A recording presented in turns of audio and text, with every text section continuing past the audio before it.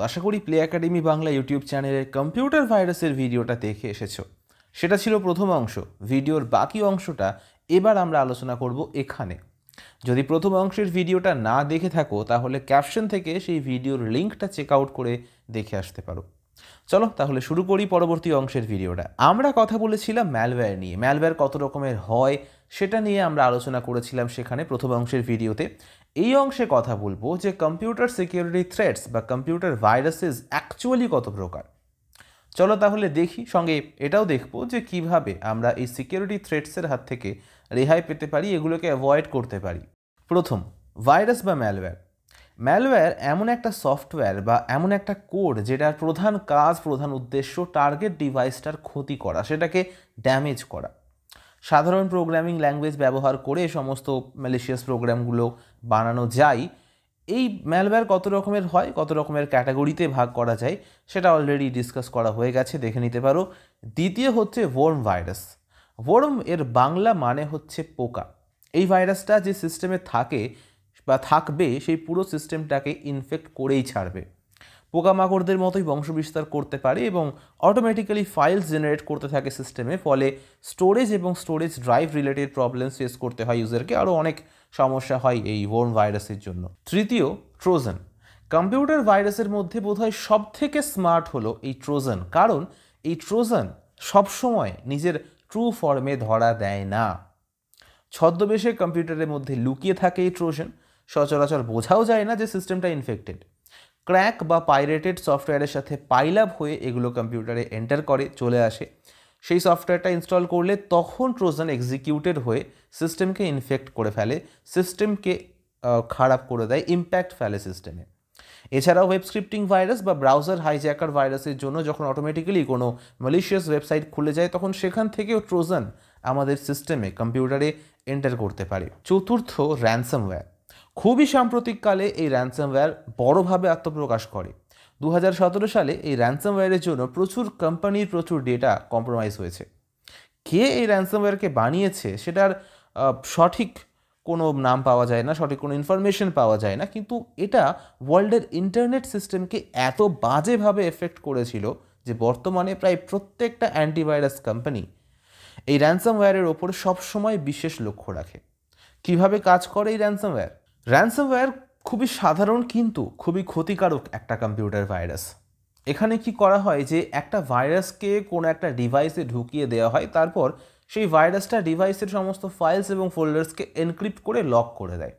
আর encryption ডিক্রিপশনে খুব সহজ কথা হলো যে কি ছাড়া বা কোড ছাড়া, মানে ডিক্রিপশন কি বা কোড ছাড়া কোনো কিছুই করা সম্ভব নয়। একবার কোনো কিছু এনক্রিপ্ট হয়ে গেলে সেটাকে ডিক্রিপ্ট করতে গেলে কোড লাগবেই, কি দরকার হয়। র্যানসামওয়্যার এফেক্টে ডিভাইসটা একবার লক হয়ে গেলে হ্যাকার বা অ্যাটাকার যে রয়েছে তখন র্যানসাম বা মুক্তিপণ দাবি করে সেই ডিভাইসের ডেটাকে আনলক করে দেওয়ার জন্য বা ফিরিয়ে দেওয়ার জন্য, ডিভাইসটাকে ঠিকঠাক করে দেওয়ার জন্য। এবং সাধারণত একবার মুক্তিপণের টাকা হাতে পেয়ে যাওয়ার পরে সেই ডিভাইসটাকে আনলক করে দেওয়া হয়ে থাকতো, কিন্তু এর মাঝেও একটা কিন্তু আছে।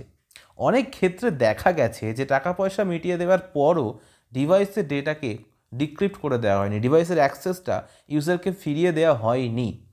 যাই হোক, র্যানসামওয়্যারের প্রাথমিক বা বেসিক যে কনসেপ্ট সেটা হলো মুক্তিপণ বা র্যানসাম, আর সেখান থেকেই এই নামটাও এসেছে। পঞ্চম, অ্যাডওয়্যার। অ্যাডওয়্যার এমন একটা ভাইরাস যেটার কাজ হলো ইউজারকে আনওয়ান্টেড অ্যাডভার্টাইজমেন্ট দেখানো। মানে যে সিস্টেমটাকে এই অ্যাডওয়্যার ইনফেক্ট করেছে সেই সিস্টেমটাতে এখান ওখান থেকে অ্যাডভার্টাইজমেন্ট দেখানো শুরু হয়ে যায়।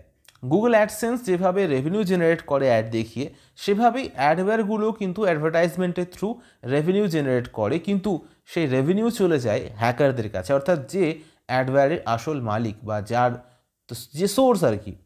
বহু পুরনো কম্পিউটার ভাইরাস এই অ্যাডওয়্যার, কিন্তু আজও বহু ক্ষেত্রে রিলেটেবল। ষষ্ঠ, স্পাইওয়্যার। স্পাইওয়্যারের সবথেকে বড় উদাহরণ হলো ইসরায়েলের তৈরি পেগাসাস।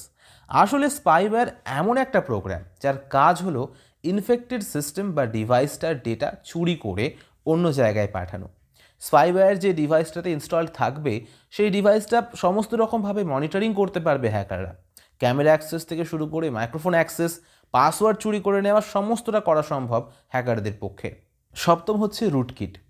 এই রুটকিট ভাইরাস অনেকটা স্পাইওয়্যারের মতোই কাজ করে, পার্থক্য শুধু এটাই যে রুটকিট অ্যাডমিন ইউজারের সমস্ত অ্যাক্সেস নিয়ে নেয় এবং একজন অ্যাকচুয়াল ইউজারের মতোই তার অনুপস্থিতিতে সমস্ত রকম বা উপস্থিতিতেও সমস্ত রকম কাজ যা একজন অ্যাকচুয়াল ইউজার করতে পারে তা রুটকিট করতে পারে, তার পক্ষে সম্ভব। তাহলে কিভাবে আমরা আমাদের কম্পিউটার সিস্টেমকে প্রোটেক্ট করব, এই সমস্ত সিকিউরিটি রিস্ক থেকে, সিকিউরিটি থ্রেট থেকে কিভাবে নিজেকে প্রোটেক্টেড রাখবো? তবে তার আগে আমাদের জানা দরকার যে কম্পিউটারে ভাইরাস আসে কিভাবে ঢোকে। তার সবথেকে বড় সোর্স হলো ইন্টারনেট। এছাড়া পেন ড্রাইভ রয়েছে। যখন পেন ড্রাইভ ছিল না তখন ছিল ফ্লপি ডিস্ক। তখন ফ্লপি ডিস্কের মাধ্যমে ভাইরাস এক কম্পিউটার থেকে অন্য কম্পিউটারে ছড়িয়ে পড়তো।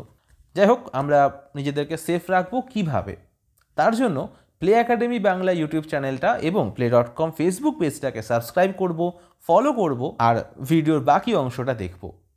প্রথমত খুব ভালো একটা অ্যান্টিভাইরাস আমাদের ব্যবহার করতে হবে যার ডিটেকশন লেভেল খুব ভালো।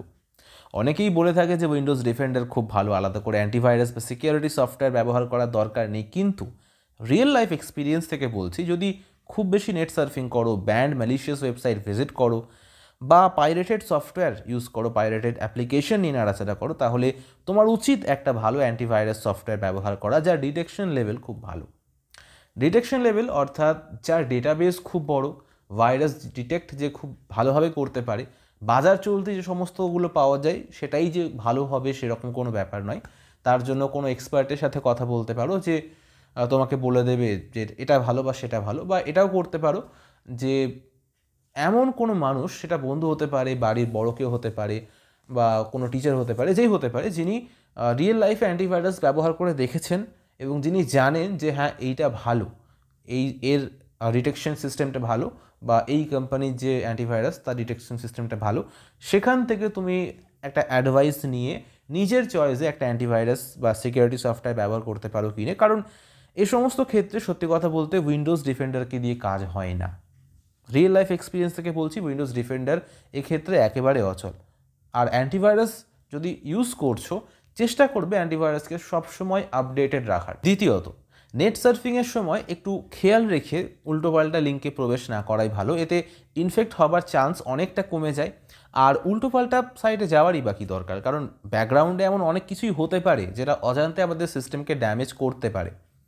আর সবশেষে এটুকুই বলবো যে পাইরেটেড জিনিসপত্র থেকে, পাইরেসি থেকে, পাইরেটেড সফটওয়্যার থেকে, অ্যাপ্লিকেশন থেকে দূরে থাকো, সেগুলো ব্যবহার করা বন্ধ করে দাও। সিস্টেম এমনি ভালো থাকবে। সময় সময় কম্পিউটারকে স্ক্যান করো। যদি অ্যান্টিভাইরাস ইউজ না করছো তাহলে অন্ততপক্ষে উইন্ডোজ ডিফেন্ডারকে আপডেট করো এবং সেটা দিয়েই কম্পিউটারকে সময়ে সময়ে স্ক্যান করো, ফুল সিস্টেম স্ক্যান করো। সময় লাগবে, স্ক্যান করো, অসুবিধা কিছু নেই। আর চেষ্টা করো সিস্টেমকে যেন সবসময় আপডেটেড রাখা যায়, উইন্ডোজ আপডেট থেকে শুরু করে সমস্ত রকমভাবে।